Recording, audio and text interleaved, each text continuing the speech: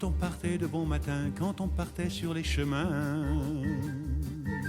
à bicyclette. Nous étions quelques bons copains. Il y avait Fernand, il y avait Firmin, il y avait Francis et Sébastien.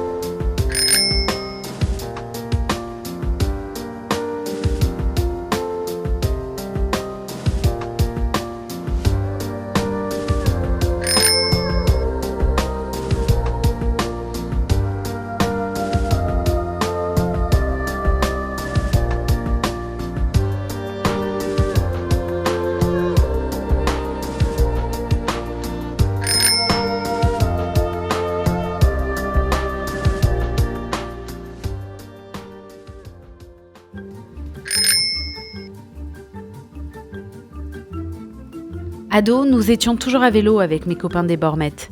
Adulte, avec les moyens du bord, j'ai retapé un vélo trouvé dans une poubelle. Hélas, un jour, suite à une panne, et malgré mes moyens limités, j'ai dû avoir recours à Charles Mirango, marchand de vélos à la Londe. Sympa, il était prêt à me faciliter les réparations si j'acceptais de participer à la sortie dominicale du club avec quelques copains sur 80-100 km. Ce fut pour moi une révélation. Je ne faisais plus que du vélo, moyen de transport la semaine et sortie avec le club le week-end. Avec tous ces kilomètres avalés, je progressais évidemment, mais lorsque Charles Parmentier, mon mentor au club, on dirait coach aujourd'hui, m'a inscrit à mes premières sorties, je n'en menais pas large. D'abord des Audax, ce sont des randos vélos à moyenne imposée de 100 jusqu'à 1000 km, puis Paris-Brest, Paris, 1230 km en 90 heures. Et enfin, toujours emmené par Charles, 2 Tours de France en 83, nous étions 5, et en 88, avec 4 collègues du club. 4800 km en 23 jours sous une météo pour le moins capricieuse, évidemment avec les vélos équipés de sacoches. Petit point de détail, pour être admis à courir, il fallait afficher au moins 15 000 km au compteur à la date du départ. Rando ou pas, nous sortions tout le temps. Et il n'était pas rare que lors de nos sorties dominicales, au prétexte de ravitaillement, nous fassions un crochet par Carnot pour déguster une bonne daube ou par la cave Gasperini à l'Accro pour une enchoyade. Aujourd'hui, le club a bien évolué et je suis ravie qu'il perdure avec toujours autant d'enthousiasme. De mon côté, j'ai toujours ces souvenirs dans ma musette que je ne manque pas d'emmener avec moi lorsque je pédale devant ma télé sur mon home trainer.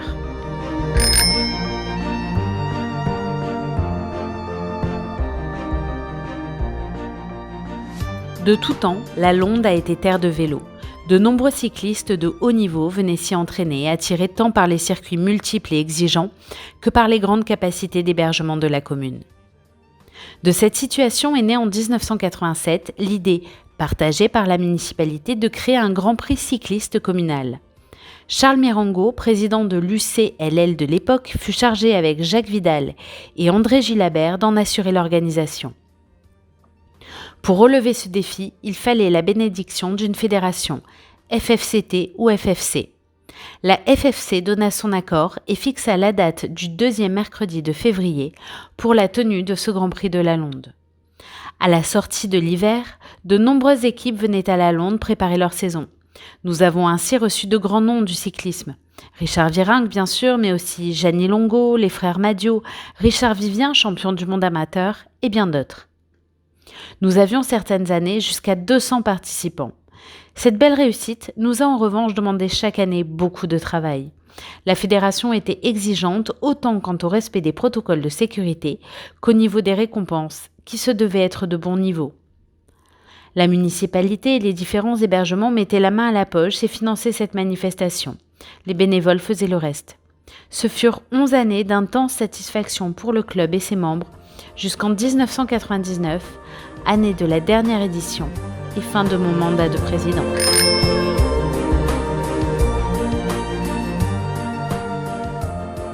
C'est en 1999 qu'Albert Chapira et moi avons eu l'idée d'organiser une rando VTT, le même jour que les Crêtes varoises. Encore fallait-il trouver un nom accrocheur à cette nouvelle épreuve et surtout identifier des pistes praticables sur la base d'un cadastre, très approximatif et au milieu de domaines privés guère répertoriés. Pour le nom, nous avons finalement choisi la Morin des Morts, en clin d'œil à Jean Écart et Morin, son chasseur des collines. Cette course se voulait d'emblée ouverte à tout âge et tout niveau. Nous avons concocté 4 circuits de 8 à 50 km au travers des collines du massif des Morts avec, en prime, ces paysages splendides que nous connaissons tous. Sans oublier une autre clé du succès, une belle fête à l'arrivée avec récompense, enchoyade et rosée de Provence. Après 20 ans, la formule fait toujours recette. En 2018, nous en étions à la 21e édition avec plus de 1000 participants quand le Covid nous a coupé les pattes. Un coup d'œil derrière le décor rappelle que ces 20 éditions ne furent possibles que grâce à un gros travail d'organisation. Des réunions de préparation, le tracé des circuits, les négociations des autorisations avec les propriétaires privés et les autorités administratives, la mise en place et le contrôle des protocoles exigés par les réglementations, le recrutement de plus de 100 bénévoles, le démarchage des sponsors, la mobilisation des secours, la reconnaissance du terrain avec débroussaillage et la remise en état et le nettoyage après la course. Voilà une belle histoire du club qui nous rend fiers du travail accompli.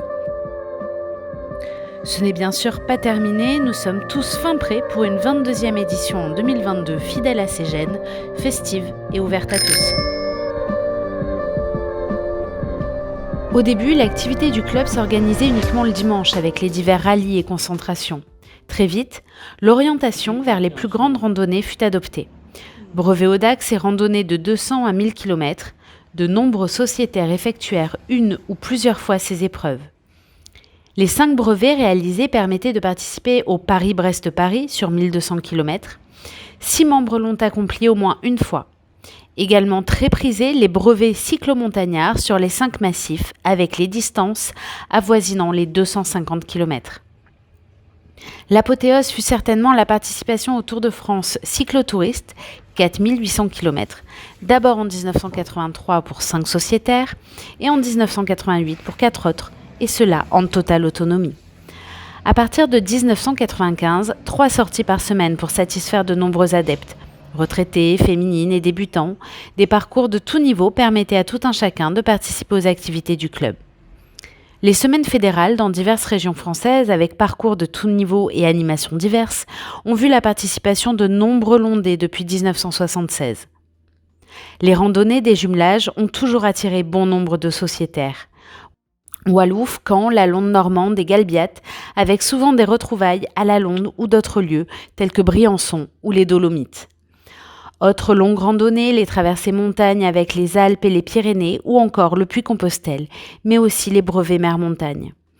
Les féminines ont répondu présentes aux rassemblements nationaux des années olympiques lors de tout à Paris, Strasbourg et Toulouse. L'activité séjour s'est développée à partir de 1989 avec en moyenne 2 sessions par an, quelquefois en commun avec les pédestres. Pâques en Provence ou quelquefois en Périgord, le club a été présent à ce rendez-vous incontournable chaque année. N'oublions pas les grandes organisations réalisées par le club, la randonnée des Crêtes varoises à partir de 1980, Concentration nationale de Pentecôte en 1976, 87, 2000 et 2012, ainsi que le journal Le Potin des randonneurs, créé en 1995.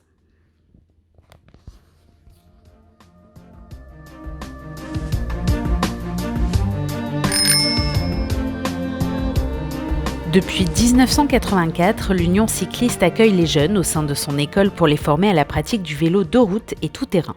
Tous les samedis, des activités diverses leur permettent de s'initier aux techniques de pédalage, de maniabilité, de mécanique, de lecture de cartes et d'orientation. Ils participent également aux diverses randonnées du calendrier et pendant 19 ans, ils ont participé au final national des critériums jeunes et concours de la sécurité routière. En 2007, à Figeac, Alexandre Baragati a gagné le concours national de sécurité routière et a participé à la finale européenne à Madrid. En 2000, le club s'étoffe avec la création de l'activité randonnée pédestre affiliée à la FFRP. 20 randonneurs pour cette nouvelle activité. Pour satisfaire les non-pédalants lors des séjours et grandes sorties, la randonnée pédestre commence à se développer en 2000.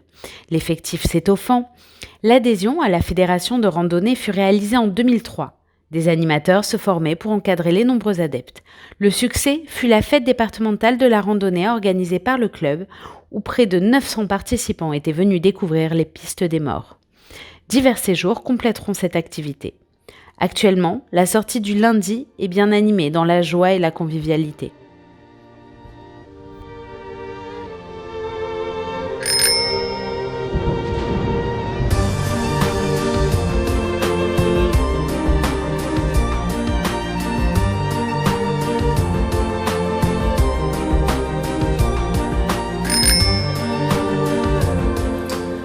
Bonjour à tous, on se retrouve aujourd'hui pour un anniversaire, les 50 ans de notre club de vélo.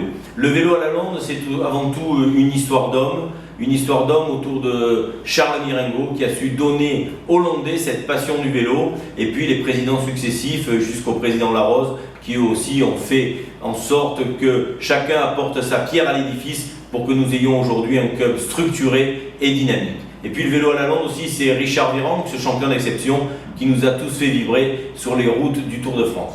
Bien évidemment, la volonté de la municipalité, c'est de continuer à aider ce club de vélo, de développer les itinéraires, de développer les pistes cyclables et de faire en sorte que ce label obtenu en 2017, Territoire de vélo, continue à briller sur notre belle commune.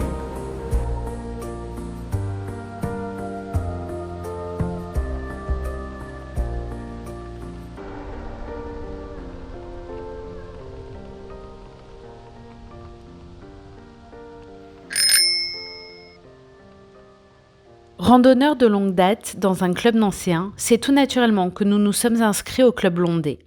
Encouragés par des cyclistes du club, mon mari et moi avons rejoint la 7e compagnie, équipée de nos vélos à assistance électrique. Jamais je n'aurais pensé être assez sportif pour suivre un groupe à vélo. Faire des sorties matinales entre 50 et 70 km me paraissait impossible. J'en suis fière aujourd'hui. Grâce au club, nous avons parcouru des petites routes à travers les vignes, visité des villages autour de la Londe et le Gambé. Ce col était interminable à monter les premières fois. Seuls, nous n'aurions jamais fait de telles sorties. Les cyclistes sont devenus des amis que je retrouve avec plaisir les mercredis et les vendredis matins, même si le réveil est quelquefois un peu difficile. Bien sûr, nous poursuivons les sorties pédestres les lundis. Voilà pourquoi j'aime ce club qui m'oblige à bouger et qui me fait dire qu'on ne s'ennuie pas à la Londe. Mon témoignage doit inciter les jeunes et surtout les moins jeunes, comme moi, à intégrer le club.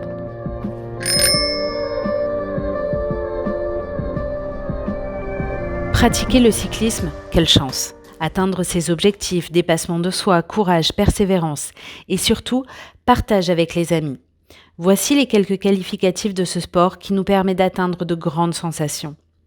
L'UCPL rassemble tout cela avec pour bonus l'expérience et la bienveillance de nos aînés, toujours partants, quelle que soit l'humeur ou la météo du jour, pour de nouveaux défis et balades de tout niveau. Débutants, rouleurs, grimpeurs, vacanciers et même râleurs, tout le monde trouve sa place au sein du peloton londais. Sans oublier les bénévoles de l'association qui, grâce à leur investissement, permettent le rayonnement des couleurs londaises à travers les différentes manifestations et rassemblements de la région. Vive l'UCPL! Bonjour, notre club fête cette année ses 50 ans et c'est avec une grande fierté et conscient de l'héritage dont j'ai la charge que je pilote cet événement en qualité de président. 50 ans, c'est le bel âge, l'âge de la raison pour un club épanoui où l'on prend le temps de vivre. À ce jour, si nous comptons toujours autant de Londais, Borméens, Lavandourin, un nombre croissant chaque année de nouveaux membres viennent d'autres régions de France, même d'autres pays d'Europe, chacun se reconnaîtra. Pourtant, grâce au rôle fédérateur du club et aux actions de bénévolat auxquelles il participe, comme le marathon, la course du soleil, le téléthon, tous échangent, tissent des liens et s'impliquent dans la vie locale et associative. Dans un domaine qui m'est cher, l'école de VTT, forte de ses 25 jeunes, nous fait avancer dans cette mission d'encadrement sportif et éducatif qui fait, selon moi, partie de notre cahier des charges. C'est pour moi une grande satisfaction et je rends hommage et remercie ceux qui consacrent la majorité de leur temps libre. Nous avons tout pour progresser. De nouveaux arrivants qui ne vivent pas que pour le vélo, mais pratiquent d'autres sports. L'arrivée des vélos assistance électrique permet à chacune et à chacun de pratiquer selon sa forme et son âge. Le VTT pour les jeunes et les moins jeunes avec l'école. Le climat et la géographie de la région nous permettent de pratiquer notre activité toute l'année. Et enfin, d'excellentes relations avec la mairie qui est à notre écoute et nous autorise l'accès aux salles municipales pour organiser nos réunions, moments privilégiés de rencontres. L'avenir nous appartient, le club doit continuer dans cette voie. Offrir à chacun de nos adhérents le cadre et les services lui permettant de pratiquer selon ses souhaits, conserver ce fort rôle social, créateur de liens, très important à mes yeux. Ma mission restera de satisfaire les attentes de nos membres actuels et futurs, sans dogme, ouverts à leurs attentes, dans l'esprit qui a prévalu lors de la création de ce club il y a 50 ans, la passion. Je vous donne rendez-vous dans 15 ans pour les plus anciens et dans 50 ans pour les plus jeunes pour faire un nouveau bilan, mais sans Covid. Je remercie tous les participants pour cette présentation.